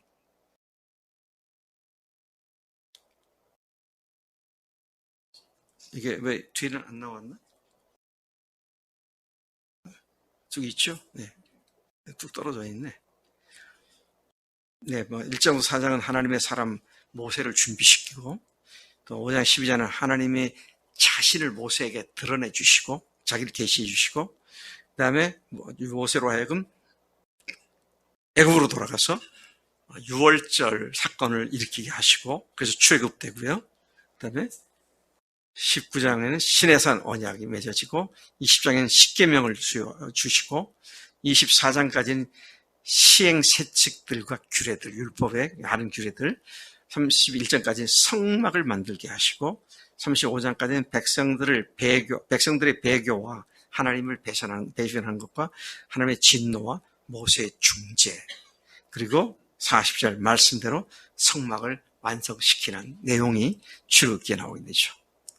그 다음에 이제 출애굽기의 경로가 여기 람세스로부터 숫곳을 지나서 에담 강야, 마라엘라가 쭉 가서 여기 르비딤, 지난주에 우리 이 목사님이 르비딤에 대한 얘기를 했는데, 여기가 거기죠. 시내산에 있는 곳입니다.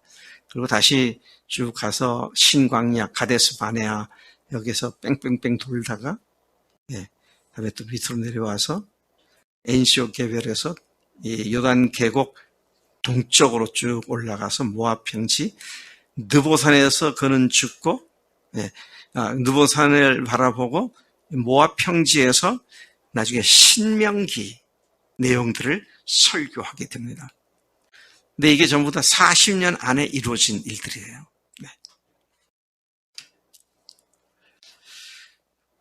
제가 아까 시간 내에 끝날 거라고 큰 소리를 쳤는데 이제 창출까지 그만 갔네요. 내가 별 수 없네. 레위기입니다. 제가 아주 간단하게 얘기하겠습니다. 레위기는 하나님 백성의 예배와 삶에 초점을 맞추고 있습니다. 제사장 나라로서 거룩한 백성으로 이스라엘이 세움을 받았다는 사실을 얘기하고 있고요. 그 이스라엘이 어떻게 하나님을 예배해야 하느냐. 그래서 제사 제도를 만들어 주시고, 거기에 제사장들이 어떤 역할을 해야 되고, 무슨 제물을, 어떤 종류의 제사를 드려야 하느냐, 이런 것들을 얘기해 주시는데, 특별히 거의 모든 제사에는 짐승의 피를 뿌리도록 되어 있습니다. 자, 이것은 뭐예요? 죄의 형벌에 대한 값으로서 대속의 죽음이 절대적으로 필요하다. 그래서 피 흘림이 없으면 죄사함이 없다. 그런 말씀도 여기서 나오게 되는 것이죠. 특별히 이 죄와 관계에 대해서 레위기가 계속 반복하고 있는 주제는 거룩입니다. 거룩. 그래서 여러분 레위기 11장 45절 같은 데 보면 내가 거룩하니 너희도 거룩할지어다. 하나님의 백성의 가장 두드러진 특성이 뭐냐? 거룩함이라는 것이죠.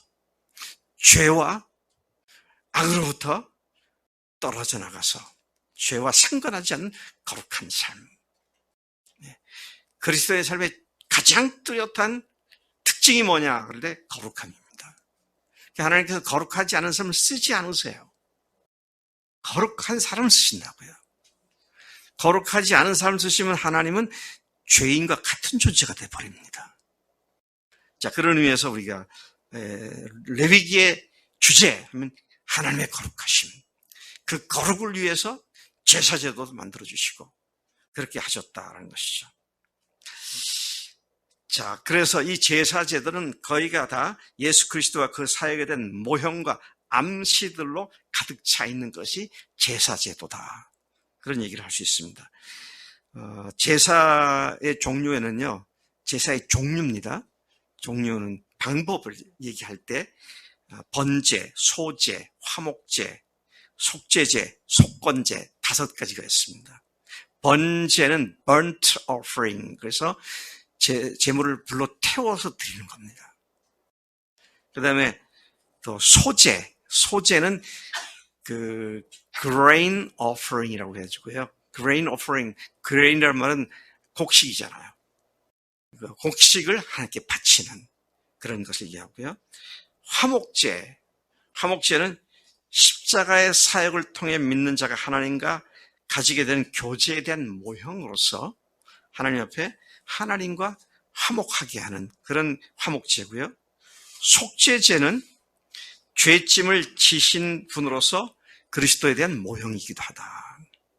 그 다음에 속건제는 뭐냐? 속건제는 죄가 초래하는 심각한 결과에 대한 값을 그리스도께서 치르신 것을, 그래서 이것은 보상의 제사가 되는 거다. 것이죠.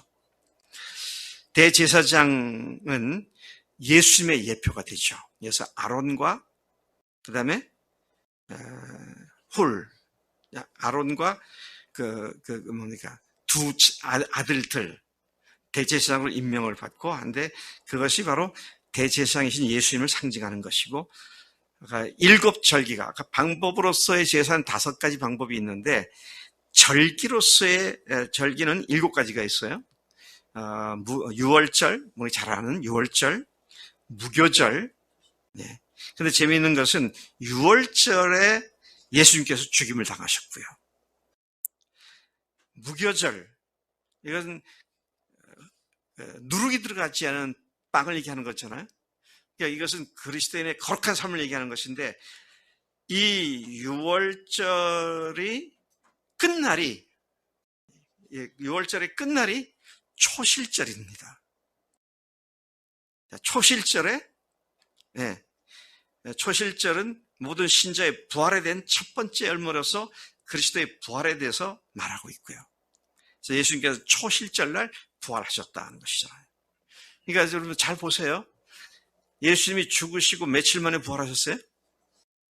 그럼 3일 안에 이 사건이, 죽으시고 부활한 사건이 이루어진 거잖아요.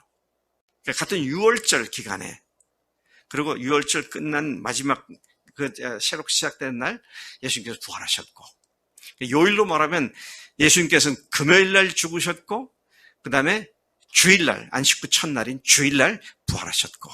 이게 여러분 잘 보면은요, 이 절기들이 다 예수님의 예표입니다. 예수님 사역과 밀접한 관계가 있어요. 그러니까 누가 이렇게 각본을 짜도 이렇게 짜기 어려울 거예요. 네? 내가 하나님의 아들이지, 내가 6월절날 죽어야겠다, 그리고 내가 초실절을 부활해야겠다, 이런다고 되는 게 아니잖아요. 근데 하나님께서 정확하게 말씀을 성취하시기 위해서 이런 일을 하신 것을 보게 되는 것이죠. 또 이제 오순절날 그리스도의 승천에 뒤이어 성령이 강림하신 사건을 우리가 보게 되고요. 나팔절, 속죄일, 장막절. 그것은 그리스도의 재림과 관련된 사건들을 말하고 있습니다. 3가지는 나팔절, 속죄일, 장막절은. 자, 그리고 이것을 지금 그냥 지나가겠습니다. 지나가고요. 이스라엘의 절기가 있죠. 올려보세요. 더. 거기. 예. 자, 여기 보시면은요, 절기 해놓고 그리스도의 초림, 지금부터 2000년 오셨을 때 해당되는 걸로 6월절, 무교절, 초실절, 오순절 조금 더 올려주세요. 예, 여기가 이제 초림에 관계된 전반부의 절기고, 여름 기간에 공백이 있고 난 뒤에 또 그리스도의 재림에 관한 것을 의미하는 절기가 나팔절, 속죄일, 장막절. 근데 이건 7월로 되어 있는데 요즘 말한 7월이 아니고 유대인 원력으로 7월이고요. 요즘으로 하면 10월에서 11월 그 어간에 이루어지는 것들이죠. 자, 그래서 우리가 이러한 절기가 예수님과 직결된 의미를 갖고 있다는 것을 주목해 보시면 좋겠습니다. 네, 그 다음에 여기 뭐 일곱 개의 절기에 대해서 쭉 얘기하고 있는데 제가 기본적인 개념을 말씀드렸고요. 나중에 또 공부할 수 있는 날이 올 것입니다. 예, 그 다음에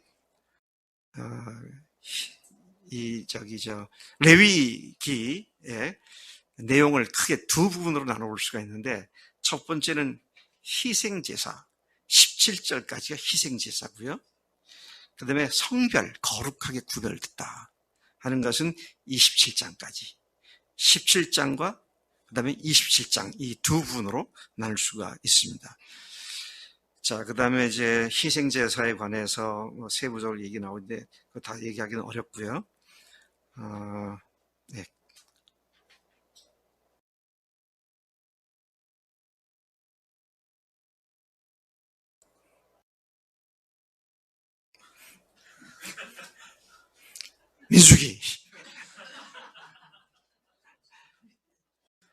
민수기는 두 번에 걸친 인구조사와 관계된 이야기입니다. 인구조사를 두 번을 했어요. 그래서 시내산에서 출애굽한 지 1년 후에 르비딤에 있던 시내산에서 이스라엘이 먼저 1차 인구조사를 했고요. 두 번째는 어디입니까?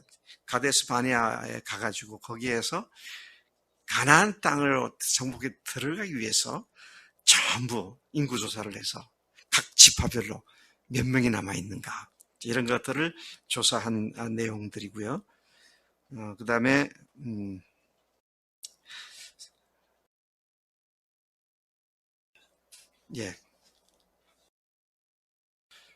민수기 기록 내용의 기록 시작은 출애굽 사건 1년 후라고 말씀드렸죠.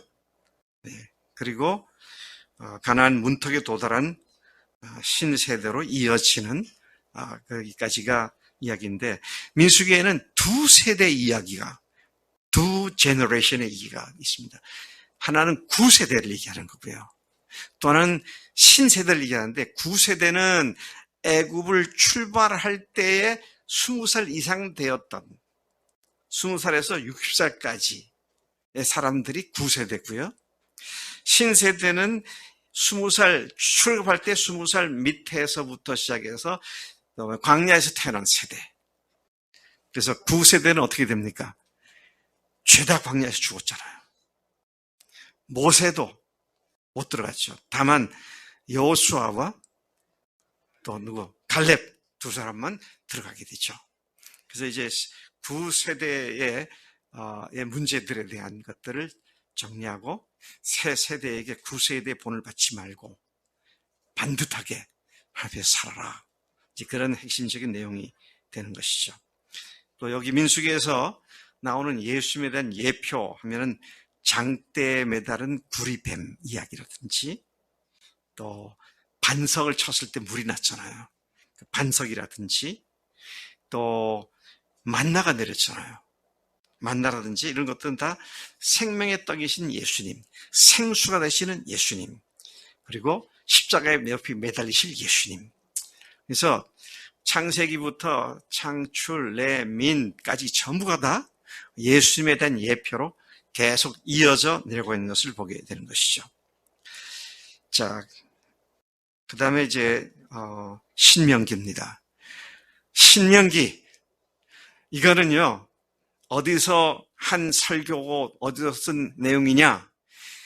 광야 생활 다 끝에 마지막 39년, 40년째 될 때에 가데스 바네아에 도착해서 지난 40년을 되돌아보면서 이스라엘이 어떻게 광야에서 하나님 앞에 거역을 했는지, 그것들을 쭉 돌이키면서 이제 너희들이 새로운 곳에 들어가서 제대로 복받으려면 어떻게 해야 되냐? 하나님께 순종해야 한다.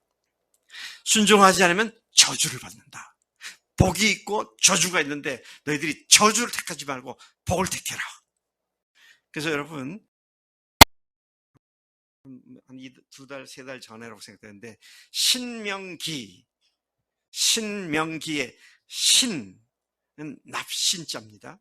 신명기의 신. 신이 무슨 뜻인지 아세요?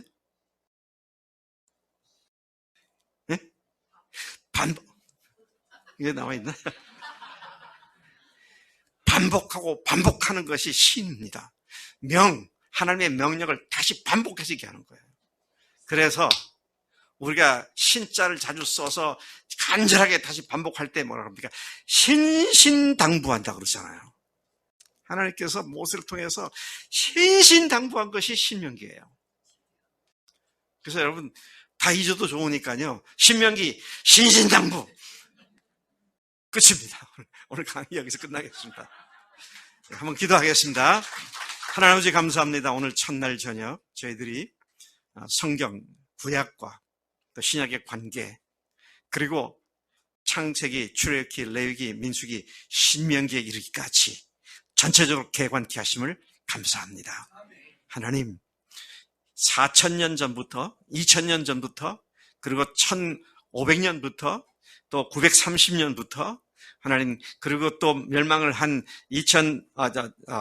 722년, 587년 하나님, 또 그리고 그들이 영원히 하나님께서 예언한 대로 예수님을 보내주신 그 사건들을 통하여 구약이 신약에 와서 온전하게 성취되어 하나님의 약속이 사실임을 증명해 주신 것 감사합니다.